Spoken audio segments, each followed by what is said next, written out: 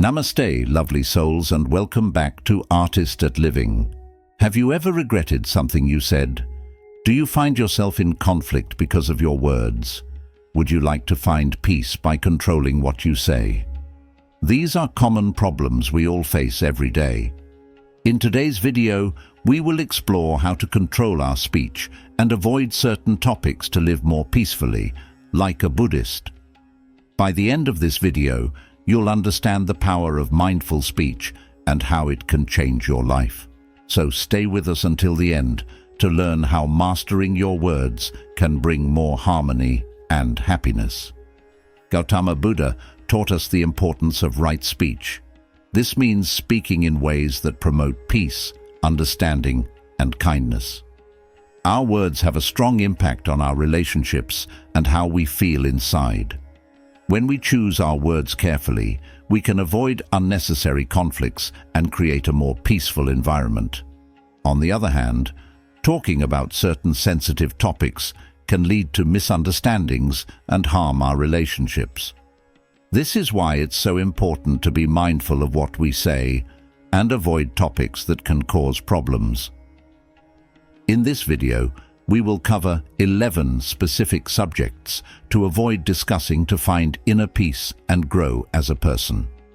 These subjects include gossiping, complaining, criticizing others, bragging, arguing, talking about personal problems, spreading negativity, discussing sensitive topics in public, talking about future plans, judging others, and self-deprecation. Each of these topics can disrupt our peace and stop us from growing. By understanding why these subjects should be avoided, we can make better choices about what we say, helping ourselves and those around us.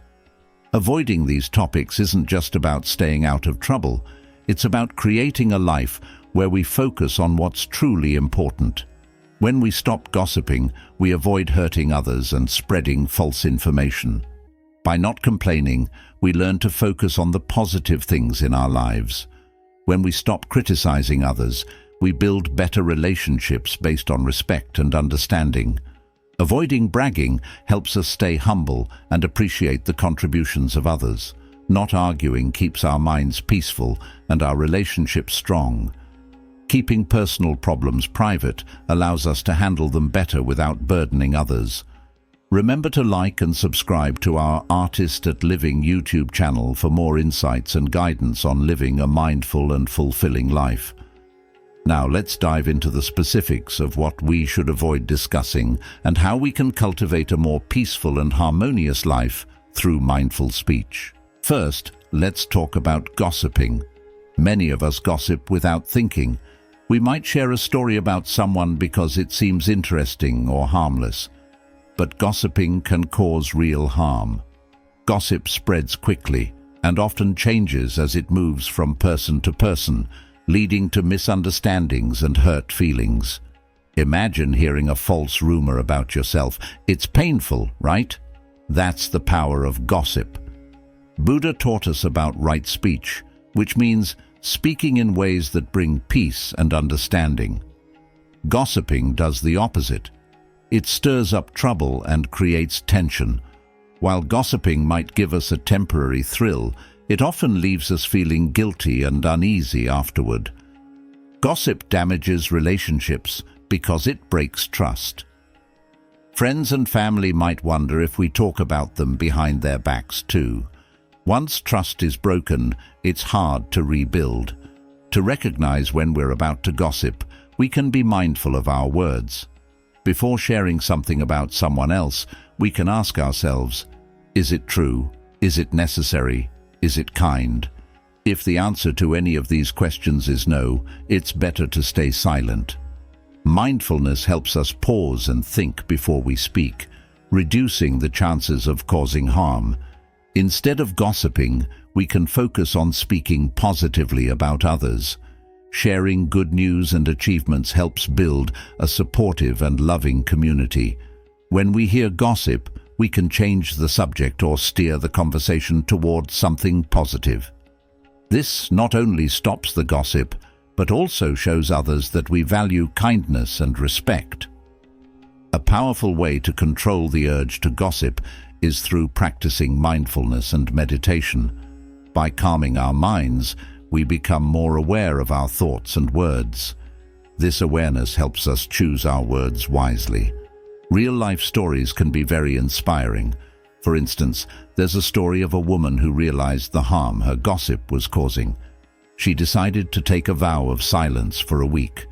During that time, she noticed how much more peaceful her life became and how her relationships improved. This shows that by controlling our speech, we can create more harmony in our lives. Buddha once said, "Better than 1,000 hollow words is one word that brings peace." This reminds us of the power of our words. We should use them to bring peace, not conflict. By avoiding gossip, we not only protect others, but also ourselves. We keep our minds clear of negativity and our hearts free from guilt. To sum up, gossiping might seem harmless, but it can cause a lot of damage. By being mindful of our words, focusing on positive speech, and practicing meditation, we can avoid gossip and create a more peaceful and loving environment. Let's commit to using our words to build up, not tear down. Second, let's talk about complaining. Complaining is a habit many of us have without realizing its impact. We might think it helps us vent, but it often makes things worse. When we complain, we focus on the negative parts of a situation, making those feelings stronger. This can create a cycle where we see more problems and feel less happy. Buddha taught us the importance of staying positive. He believed our thoughts and words shape our reality. When we complain a lot, we create a negative atmosphere around us. This negativity can harm our mental health, leading to anxiety and depression. It also affects those around us, making them feel down too. Friends and family might start avoiding us because they don't want to be around constant complaints. To stop complaining, we need to be more aware of our thoughts and words. Mindfulness can help us notice when we are about to complain. By pausing and thinking, we can choose to focus on the positive instead. This small change can make a big difference in how we feel and how we treat others. One way to stop complaining is to practice gratitude. When we focus on things we are thankful for, our mindset shifts from negative to positive. Keeping a gratitude journal where we write down a few things we are grateful for each day can help us stay positive. This simple practice can greatly improve our happiness. There's a story of a man who always complained about his job. He decided to focus on the good parts instead.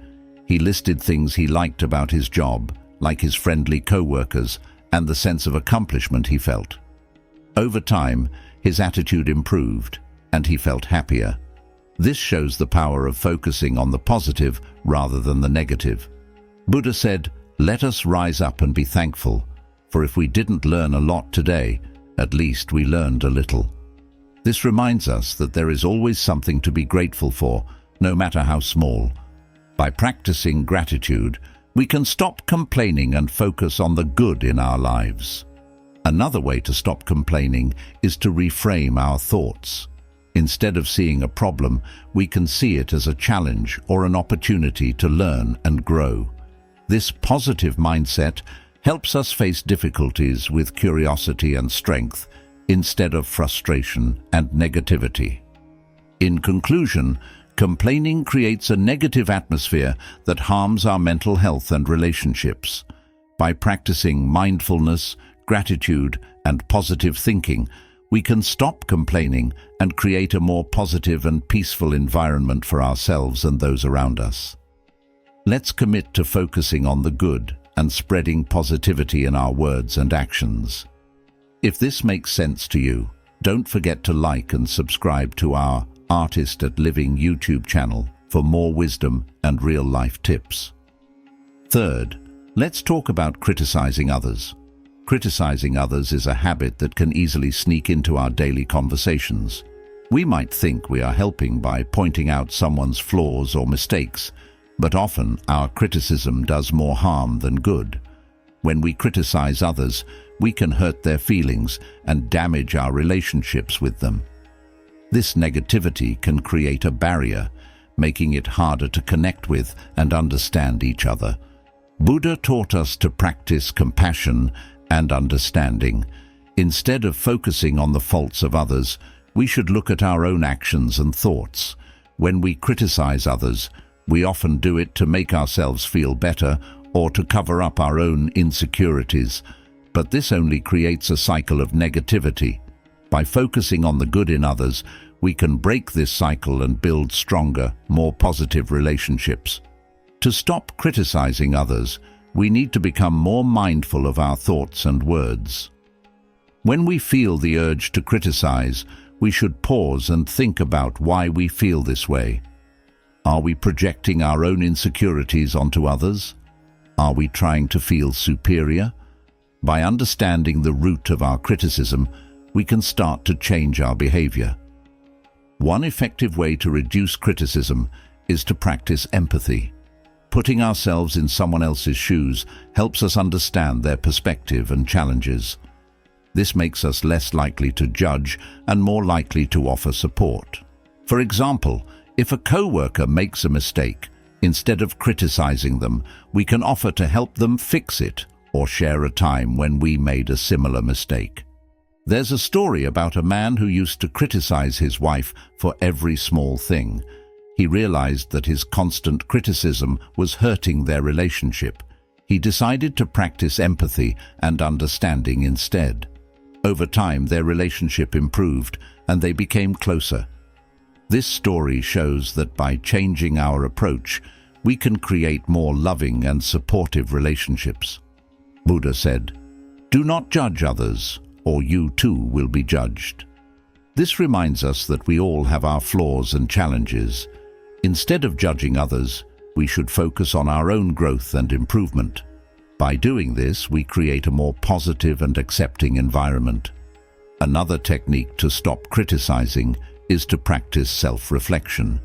When we take the time to reflect on our own actions and thoughts, we become more aware of our own flaws and less focused on the flaws of others. This helps us cultivate humility and understanding. Focusing on positive reinforcement can also help reduce criticism. Instead of pointing out what someone did wrong, we can highlight what they did right. This encourages positive behavior and builds confidence. For example, if a friend is trying to learn a new skill, we can praise their efforts and progress rather than pointing out their mistakes.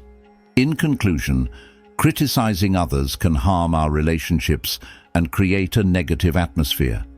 By practicing mindfulness, empathy, self-reflection, and positive reinforcement, we can reduce our tendency to criticize and build more positive and supportive relationships.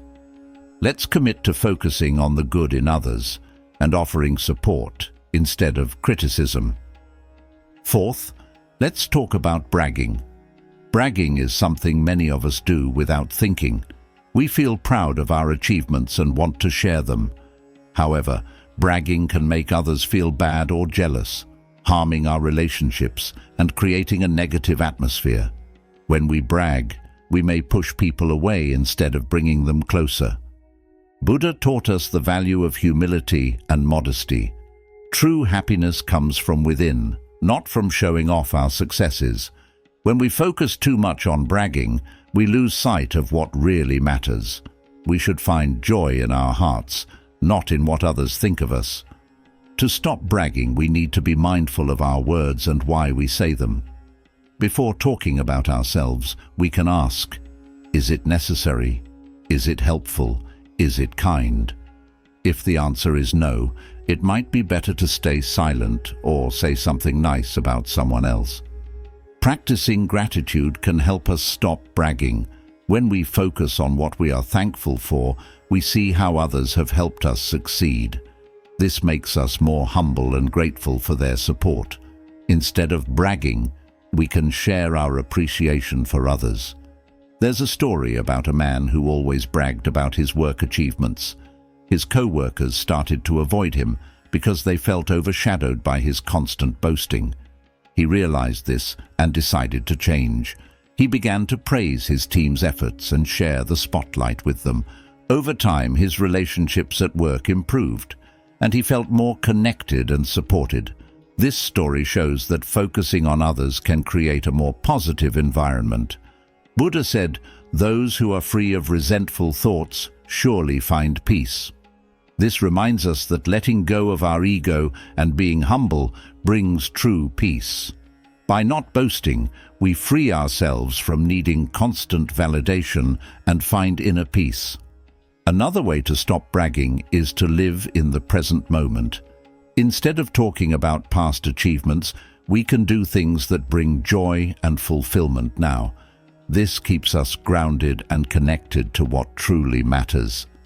Doing acts of kindness can also help us focus less on ourselves. When we help others without expecting recognition, we feel the joy of giving. For example, volunteering or helping a friend can bring a sense of fulfillment that feels better than bragging. Self-reflection is another powerful tool. By thinking about our actions and why we do them, we can understand our need to brag and work on changing it. This helps us become more humble and aware of ourselves. In conclusion, bragging can create a negative atmosphere and harm our relationships. By practicing mindfulness, gratitude, humility, and self-reflection, we can stop bragging and create a more positive environment. Let's find joy in our hearts and celebrate others, creating unity and peace. If this makes sense to you, don't forget to like and subscribe to our Artist at Living YouTube channel for more wisdom and real-life tips. Fifth, let's talk about arguing. Arguing is something we all experience. We might think it helps us prove a point or win a discussion, but it often leads to hurt feelings and broken relationships. Arguing usually creates more tension and misunderstanding rather than solving problems. Instead of finding common ground, we end up feeling more divided. Buddha taught us about harmony and peace. He believed that true understanding comes from listening, not from arguing. When we argue, we often stop listening and focus only on what we want to say next. This can make the other person feel unheard and disrespected. To avoid this, we need to practice active listening. This means fully focusing on the other person, understanding their perspective, and responding with empathy. A good way to avoid arguments is to stay calm and patient. When we feel our anger rising, taking a deep breath can help us stay composed. This gives us a moment to think before we speak, preventing us from saying something hurtful. Staying calm helps us communicate more effectively and keeps the conversation peaceful. Another technique is to agree to disagree. We won't always see eye to eye with others, and that's okay. Instead of trying to force our viewpoint, we can acknowledge the other person's perspective and move on. This shows respect and helps maintain harmony. A personal story can illustrate this well. There's a story about two friends who always argued about politics. Their arguments became so heated that they stopped speaking to each other.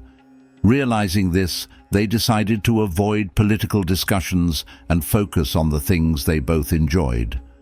Over time, their friendship improved, and they became closer. This shows that sometimes avoiding certain topics can preserve our relationships. Buddha said, "Better than 1,000 hollow words is one word that brings peace." This reminds us that peaceful communication is more valuable than winning an argument. By choosing our words carefully, we can build stronger and more positive relationships. Practicing empathy can also help reduce arguments. By putting ourselves in the other person's shoes, we can understand their feelings and why they think the way they do. This understanding makes us less likely to argue and more likely to find common ground. Another way to avoid arguments is to focus on finding solutions rather than pointing out problems. When a disagreement arises, we can work together to find a compromise that works for everyone.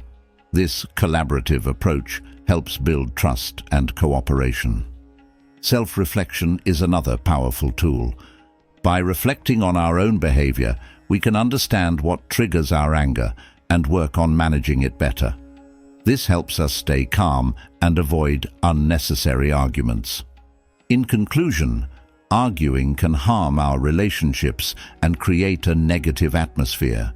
By practicing active listening, staying calm, agreeing to disagree, showing empathy, and focusing on solutions, we can reduce arguments and build more peaceful and positive relationships.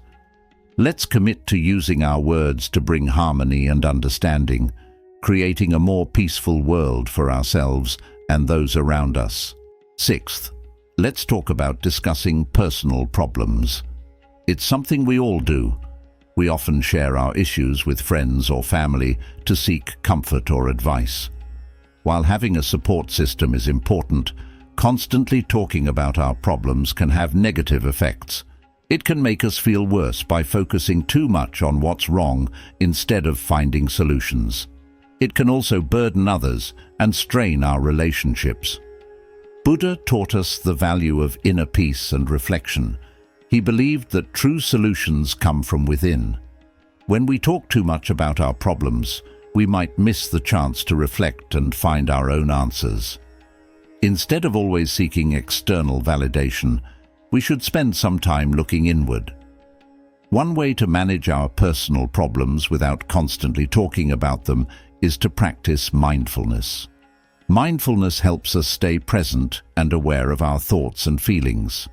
By taking a few moments each day to meditate, we can clear our minds and reduce the stress that comes from overthinking our problems. Another technique is to limit the time we spend talking about our problems. Setting aside a specific time to discuss our issues can prevent them from taking over our conversations. For example, we could decide to talk about our problems for only 10 minutes a day. This helps us focus on solutions and positive aspects of our lives the rest of the time. There's a story about a woman who used to talk about her problems all the time.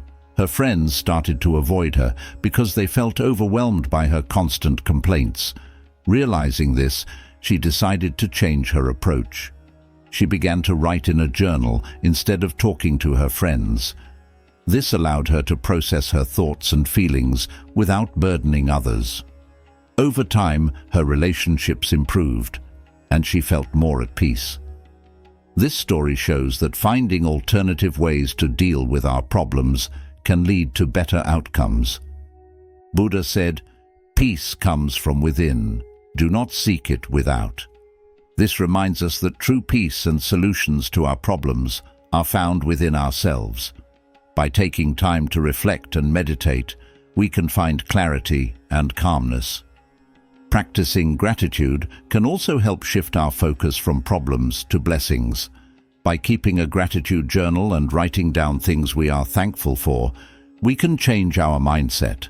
This doesn't mean ignoring our problems, but it helps us see the bigger picture and not get overwhelmed by negativity. Another way to handle personal problems is to seek professional help when needed. Sometimes talking to a therapist or counselor can provide the support we need without burdening our friends and family. Professionals are trained to help us find solutions and cope with our issues in a healthy way. It's also important to develop healthy coping mechanisms. Exercise, hobbies, and spending time in nature can help us deal with stress and anxiety. These activities give us a break from our problems and help us feel more balanced and happy. In conclusion, talking about personal problems can sometimes do more harm than good. By practicing mindfulness, setting limits, seeking professional help, and finding healthy coping mechanisms, we can manage our problems more effectively. Let's commit to finding peace within ourselves and focusing on solutions rather than constantly talking about our issues. This approach will lead to more positive and supportive relationships and a happier, more balanced life. And if this makes sense to you, don't forget to like and subscribe to our Artist at Living YouTube channel for more wisdom and real-life tips. Seventh, let's talk about spreading negativity. Spreading negativity is something we might do without realizing it. We complain, criticize, or talk about bad things happening around us. This negativity can spread quickly and affect the mood of those around us. When we focus too much on negative things, we create a gloomy atmosphere that can harm our mental health and relationships. Buddha taught us the importance of maintaining a positive mind. He believed that our thoughts and words shape our reality. When we spread negativity, we create a negative environment that can make us and others feel worse. Instead of focusing on what's wrong, we should focus on what's right and what we can do to make things better. One way to stop spreading negativity is to practice mindfulness. Mindfulness helps us become aware of our thoughts and words. By paying attention to what we say, we can catch ourselves before we spread negativity and choose to say something positive instead. This simple shift can have a big impact on our mood and the mood of those around us. Another technique is to practice gratitude. By focusing on the things we are thankful for, we can change our mindset from negative to positive. Keeping a gratitude journal where we write down a few things we are grateful for each day can help us stay positive. This simple practice can greatly improve our happiness and reduce our tendency to spread negativity. There's a story about a man who was always negative. He complained about everything and saw the worst in every situation. His friends started to avoid him because they felt drained by his negativity. Realizing this, he decided to change. He started to practice gratitude and mindfulness. Over time, he became more positive and his relationships improved. This story shows that by changing our mindset, we can create a more positive and supportive environment. Buddha said, "Radiate boundless love towards the entire world." This reminds us that spreading love and positivity is more valuable than spreading negativity. By choosing to speak kind and uplifting words, we can create a more positive atmosphere and build stronger relationships. Practicing empathy can also help reduce negativity. By putting ourselves in the other person's shoes, we can understand their feelings and challenges. This understanding makes us less likely to criticize and more likely to offer support. For example, if a coworker makes a mistake, instead of complaining, we can offer to help them fix it or share a time when we made a similar mistake. Another way to stop spreading negativity is to focus on solutions rather than problems. When a problem arises, we can work together to find a solution rather than just complaining about it. This positive approach helps build trust and cooperation. Self-reflection is another powerful tool. By reflecting on our own behavior, we can understand why we might be spreading negativity and work on changing it. This helps us become more aware of our actions and their impact on others. Engaging in activities that bring us joy can also help reduce negativity. When we do things we enjoy, we feel happier and less likely to focus on negative things, whether it's a hobby, exercise, or spending time with loved ones. Finding joy in our daily lives can help us stay positive. In conclusion, spreading negativity can create a negative atmosphere and harm our relationships. By practicing mindfulness, gratitude, empathy, self-reflection, and focusing on solutions, we can reduce our tendency to spread negativity and create a more positive environment. Let's commit to spreading positivity and love, creating a more joyful and supportive world for ourselves and those around us. Eighth, discussing sensitive topics in public can often lead to misunderstandings and conflicts. Topics like politics, religion, and personal beliefs are deeply personal and can trigger strong emotions. When we talk about these subjects in public, we risk offending others or creating an uncomfortable atmosphere. Buddha taught us the importance of respectful discourse. He believed that conversations should promote peace and understanding. When we discuss sensitive topics in public, it's crucial to approach them with respect and an open mind. This means listening to others even if we disagree with them and expressing our views without hostility. One way to handle sensitive topics is to know our audience. Understanding who we are talking to can help us gauge how our words might be received. For example, discussing a controversial political issue with a close friend who shares our views might be appropriate, but bringing it up in a mixed group could lead to conflict. Another technique is to choose our words carefully before speaking. We can ask ourselves if our words are true, necessary, and kind. This helps us avoid saying something that might be hurtful or divisive. Practicing mindfulness can aid in this process by helping us stay aware of our thoughts and emotions. There's a story about a man who loved to debate politics at social gatherings. He often found himself in heated arguments that left everyone feeling upset. Realizing this, he decided to avoid discussing politics in public and focused on more neutral topics. Over time, his social interactions became more pleasant, and he maintained better relationships. This story shows that sometimes avoiding sensitive topics can lead to more harmonious interactions. Buddha said, "Better than 1,000 hollow words is one word that brings peace." This reminds us that peaceful communication is more valuable than winning an argument. By choosing our words carefully, we can create a more positive and respectful environment. Practicing empathy is also essential. By putting ourselves in the other person's shoes, we can understand their feelings and perspectives. This understanding makes us less likely to argue and more likely to have a respectful conversation. For example, if someone expresses a strong opinion about a religious belief, instead of debating them, we can listen and try to understand their viewpoint. Another way to handle sensitive topics is to agree to disagree. We won't always see eye to eye with others, and that's okay. Instead of trying to change someone's mind, we can acknowledge their perspective and move on. This shows respect and helps maintain harmony. Focusing on common ground can also help. Even if we disagree on a sensitive topic, we can find areas where we do agree. This can create a sense of connection and reduce tension. For example, if we disagree on a political issue, we might still agree on the importance of helping others.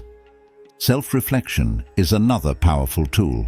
By reflecting on our own behavior, we can understand why we feel strongly about certain topics and how our words might affect others. This helps us approach sensitive conversations with more awareness and care. Engaging in positive activities can also reduce the urge to discuss sensitive topics. When we focus on enjoyable and uplifting activities, we feel happier and less likely to get involved in contentious discussions. In conclusion, discussing sensitive topics in public can often lead to conflict and misunderstanding. By practicing respectful discourse, empathy, mindfulness, and focusing on common ground, we can handle these topics more effectively. Let's commit to promoting peace and understanding in our conversations, creating a more positive and respectful world for ourselves and those around us. And if this makes sense to you, don't forget to like and subscribe to our Artist at Living YouTube channel for more wisdom and real-life tips. Ninth, talking about future plans is common, but it can sometimes do more harm than good.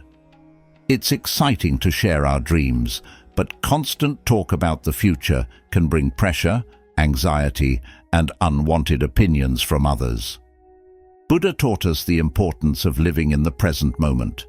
When we focus too much on the future, we may miss out on the joys of today. By staying present, we can appreciate what we have now and move toward our goals step by step. One way to handle future plans is to keep them private until they start taking shape. This allows us to work on our goals without feeling judged or distracted. Breaking our goals into small steps also helps. Instead of focusing on the big picture, we can concentrate on the small actions we can take each day. This makes our plans feel more achievable and keeps us grounded. There's a story about a young woman who talked a lot about starting a business but didn't take real steps toward it. Eventually, she realized that actions speak louder than words. By focusing on daily actions, she finally achieved her dream. This story reminds us that taking action is key. Buddha said, "Do not dwell in the past, do not dream of the future, concentrate the mind on the present moment." This teaches us that the present is where we have the power to make changes. Mindfulness can help us stay present. By meditating and paying attention to our thoughts and feelings, we can reduce anxiety about the future and focus on what we can do now. Setting realistic expectations is important too. While it's good to have big dreams, we should also be realistic about the time and effort they will take. Seeking advice from trusted mentors or friends can be helpful, but it's essential to choose those who understand our goals and can offer constructive feedback. Being open to change and staying flexible is crucial. Sometimes things don't go as planned, and that's okay. Engaging in activities that bring us joy and relaxation can also reduce the stress of planning for the future. In conclusion, talking about future plans can sometimes bring pressure and anxiety. By keeping our plans private, focusing on the present, setting realistic goals, seeking the right advice, and staying flexible, we can work toward our dreams effectively. Let's commit to living in the present and taking mindful steps toward our future, creating a balanced and fulfilling life. 10th, judging others is a common habit that many of us fall into. We might judge people based on their actions, appearance, or beliefs, creating barriers between us and leading to misunderstandings. Judging often comes from our own insecurities or a lack of understanding. Buddha taught us the importance of compassion and non-judgment. He believed that we should look within ourselves before judging others. By practicing compassion, we can understand others better and build more positive relationships. One way to stop judging others is to become more aware of our thoughts. When we notice ourselves judging someone, we can pause and reflect on why we feel this way. Are we projecting our own insecurities? Are we making assumptions without knowing the full story? Practicing empathy is another powerful tool. By putting ourselves in the other person's shoes, we can understand their feelings and experiences. This makes us less likely to judge and more likely to offer support. There's a story about a man who always judged his co-worker for being late. He thought she was lazy and irresponsible. One day, he learned that she was caring for a sick parent and struggling to balance work and home life. Realizing this, he felt ashamed of his judgments and decided to offer his support instead. This story shows that understanding someone's situation can change our perspective.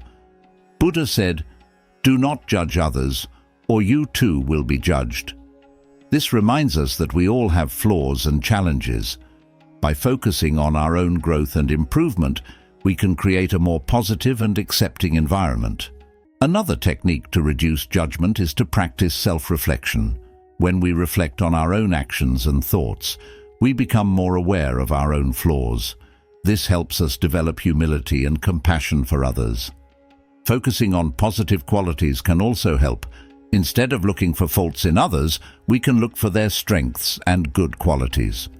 This shift in focus helps us appreciate people more and build stronger connections.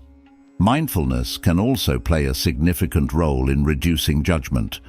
By staying present and aware, we can catch ourselves before making judgments and choose a more compassionate response.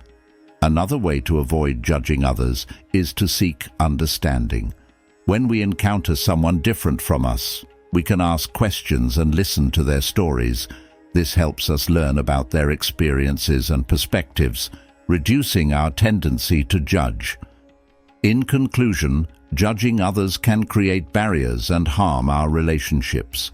By practicing awareness, empathy, self-reflection, focusing on positive qualities, and seeking understanding, we can reduce our tendency to judge and build more compassionate and positive relationships. Let's commit to looking within ourselves and fostering a more accepting and supportive environment for everyone. 11th, self-deprecation happens when we put ourselves down or speak negatively about our abilities and accomplishments. While being humble is good, constantly criticizing ourselves can harm our self-esteem and stop us from reaching our full potential. Buddha taught us the importance of self-compassion and recognizing our own values. To overcome self-deprecation, we can practice positive self-talk. Instead of focusing on our flaws, we can remind ourselves of our strengths and successes. For example, if we make a mistake at work, we can remember the times we did well and the skills we have. Practicing gratitude can also help. By focusing on the things we're thankful for, we can shift our mindset from negative to positive. Keeping a gratitude journal where we write down things we appreciate about ourselves and our lives can reinforce this positive outlook. There's a story about a woman who constantly criticized herself, affecting her relationships and happiness. One day, she started to write down 3 things she liked about herself each day. Over time, she noticed a change in her attitude and self-esteem. She felt more confident and happier, and her relationships improved. Buddha said, "You yourself, as much as anybody in the entire universe, deserve your love and affection." This reminds us that self-love is crucial. By treating ourselves with kindness and respect, we can improve our well-being and relationships. Another way to overcome self-deprecation is to set realistic goals and celebrate our progress. Seeking support from others, engaging in activities we enjoy, and practicing mindfulness and self-care can also help boost our self-esteem and happiness. In conclusion, self-deprecation can harm our self-esteem and well-being. By practicing positive self-talk and gratitude, setting realistic goals, seeking support, engaging in enjoyable activities, and practicing mindfulness and self-care, we can overcome self-deprecation and build a more positive and confident self-image. Let's commit to treating ourselves with the love and respect we deserve, creating a happier and more fulfilling life. In conclusion, we've explored many important lessons together. We've learned the value of keeping certain topics private to protect our peace and relationships. Gossiping, complaining, criticizing, bragging, arguing, and discussing personal problems can harm our connections with others and create negativity in our lives. By practicing mindfulness, gratitude, empathy, and positive thinking, we can avoid these pitfalls and create a more harmonious environment. Spreading negativity affects our mood and those around us, but focusing on positive thoughts and words can lift us and others up. Discussing sensitive topics in public can lead to conflicts, but practicing respect and empathy helps us handle these conversations with care. Talking about future plans too often can create pressure and anxiety, so focusing on the present moment helps us make steady progress toward our goals. Judging others creates barriers and misunderstandings, but practicing empathy and understanding helps us build stronger, more positive relationships.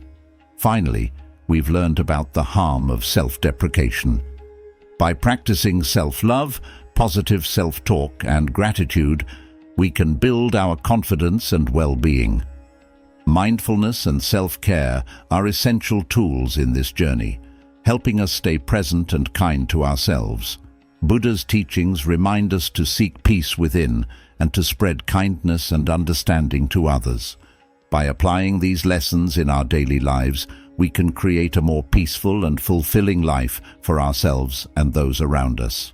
Let's commit to these practices and continue to grow in wisdom and compassion. Thank you for joining me on this enlightening journey.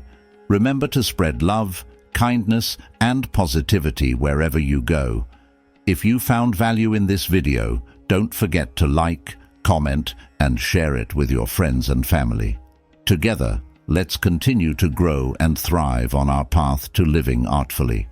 And don't forget to subscribe to Artist at Living for more inspiring content.